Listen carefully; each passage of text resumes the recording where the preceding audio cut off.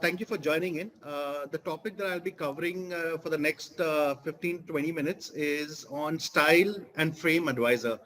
I know most of you, who are wearing spectacles would already have probably been through something very similar, probably on the shop floor or while somebody's, assisting you in selecting a frame or selecting something that you like at the end of the day. But this is a little bit more, let's say, in a more strategic, in a more structured format where we're trying to share information.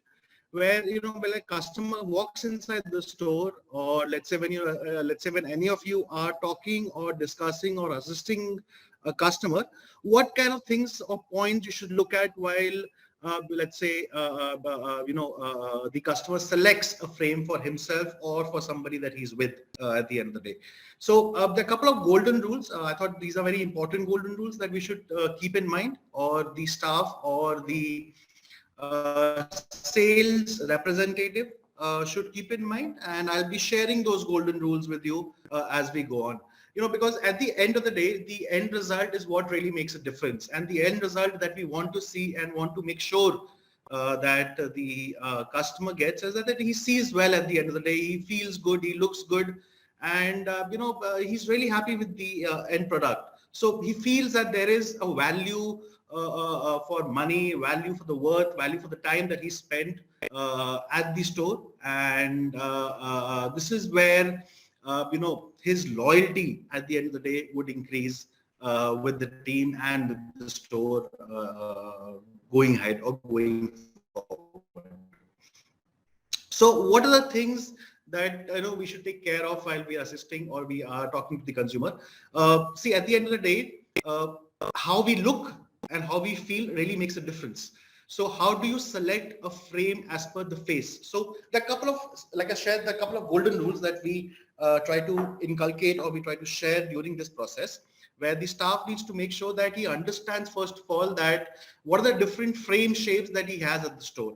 I'm sure a lot of you would have already gone through this beforehand. So you have, it's generally divided, just to do a quick recap, into two parameters, into two categories. You have angular and you have rounded. Under angular, you have your angle-based, shapes, example, square, rectangle, you have round for that matter. And then something called as a basic rounded frame shape. So you have something that creates a round figure. So example, oval, pilot, or let's say, a lot of people call it aviator also, but technically it should be a pilot shape. That's the name given to it.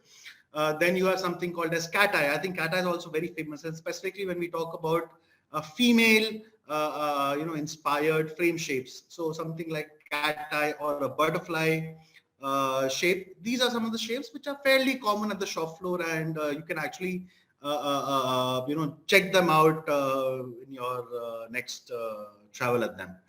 So these are some of the shapes that you can actually inculcate and you can use them while you're discussing. So when you know the frame shapes, so how do you assess? The first golden rule is that you should first know, once you know the frame shape, you should also know the face shape of consumers, of general population.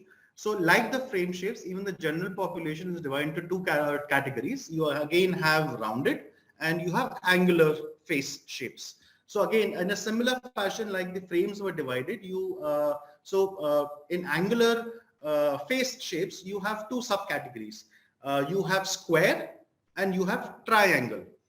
So in regards to the face shapes, you have angular, you have rounded. When you say angular, so again, how do you assess a face shape? So a face shape can always be assessed when you're looking at the jawline and the jawline that touches the chin. So what kind of angle does it actually make? What kind of angle does it actually suggest? So always look at the jawline and the chin. So example, if you're looking at me, if my video is visible, you'll actually see that I create something called as a round face shape. Okay, then on the other hand, you have something called as angular face. So you have something called as triangle, you have inverted triangle, you have a diamond, and you have a square. So again, these are going a little bit too much in detail, but I thought this is something which is very important that I can share with you. Again, looking at the jawline of the face that goes towards the chin. That is what makes the shape, and you can actually assess the shape accordingly. And the golden rule is there are actually two approaches where you actually suggest a frame shape to a face shape. And the golden rule is you can either have a contrast approach or you can have a harmony approach. Again, the word itself gives you the type of matching that you can actually do. When you say contrast, contrast generally means opposite. Okay, so when I say opposite to, let's say, an angular frame face shape, so something opposite to angular is always round. And when I talk about a rounded face shape, so something which is opposite of a round is angular. So again, vice versa, it actually works in both the favors. So when you say angular face shape, what actually matches the angular frame shape is called as a pilot shape, or let's say a round shape, or let's say an oval shape, or let's say something called as a panthos. This is a very unique frame that generally you will see, which is linked with a specific emotion. So example, you can talk about that's linked with more studious approach, more professional approach, a more sophisticated approach, so to say.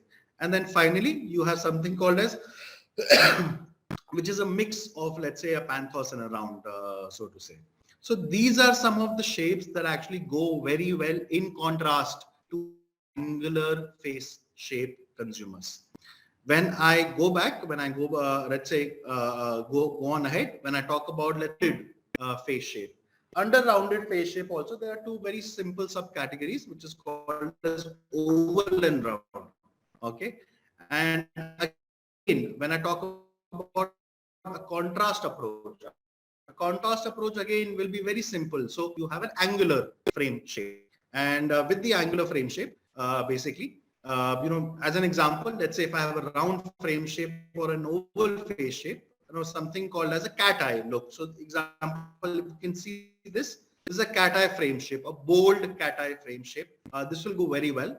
However, this is more suitable or more appreciated by female consumers. But at the end of the day, you have something called as a square. We go very well, which is a general, I would say, a non-gender-based frame shape. You have another square, a little bit more alienated for that matter. You have a bold square for that matter. Then you have something called as a butterfly. Again, this is a female-oriented frame shape. But however, it still works very well with a round or oval face shape. And you have square and rectangle frame shapes as well. So like I said, you either have a contrast or either have a harmony. When I say harmony approach, it's actually similar approach. So contrast is always opposite, harmony is always similar. So example, if you have an oval face shape or a round face shape, sometimes if the customer actually agrees to it and he likes it that way, so you can actually suggest an round or an oval frame shape to him. I would say, generally what I market, it's an 80-20% rule or a 90-10% rule. Usually you will see a customer will always appreciate a contrast approach when you're suggesting a frame shape to him. But there are those 10% where a customer actually say that, I would want, let's say, similar, or he will actually go for a similar harmony-based approach.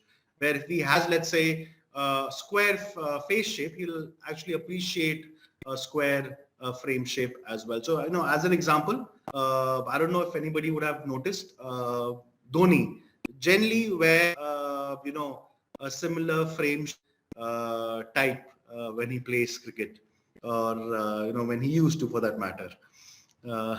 So these are some of an immediate approach in regards to the frame shape versus the face shape. Now this is one approach, where this is about, I would say, about 60 to 50% of your approach when, let's say, you're assessing that what kind of should I actually suggest a customer. The other 50% is actually divided into multiple different face categories. And what do I mean by face categories is the other aspects of facial features that apply to the kind of, let's say, a design or a structure of a frame, or let's say the construction of the frame that you can also suggest. However, these are obviously as applicable as what the customer actually likes. So before you actually start suggesting a customer or start suggesting your ideas, you should understand that you should know and you should be able to understand the needs very well. You should be able to answer a couple of questions. So example that a customer would want, let's say taking again those same approach, the contrast based or the harmony based approach. So what should I suggest according to him? Also, just to be on a safer side, I thought this is very important. I should mention some customers are a little bit more sensitive in you place your words while you're suggesting a certain frame. What do I mean? Example, let's say, if you take my situation or my face shape. So I'm a round face shape, and I know that I'm a healthy man, and I've been healthy for quite some time, and I'm quite okay with it. But in some cases, there might be few customers, who might not be very, I would say, who would be a little more sensitive in regards to the placements of the words that we use while we're suggesting. Also, something like the kind of eyebrows that we have. So generally either we have smaller eyebrows or thinner eyebrows versus darker eyebrows. Also, in some cases, the under eye or let's say the dark circles actually would make, or let's say would or should influence the kind of frames that you can suggest to the customer. A very sensitive topic when we come in regards to the facial features of consumers. So just wanted to share with you that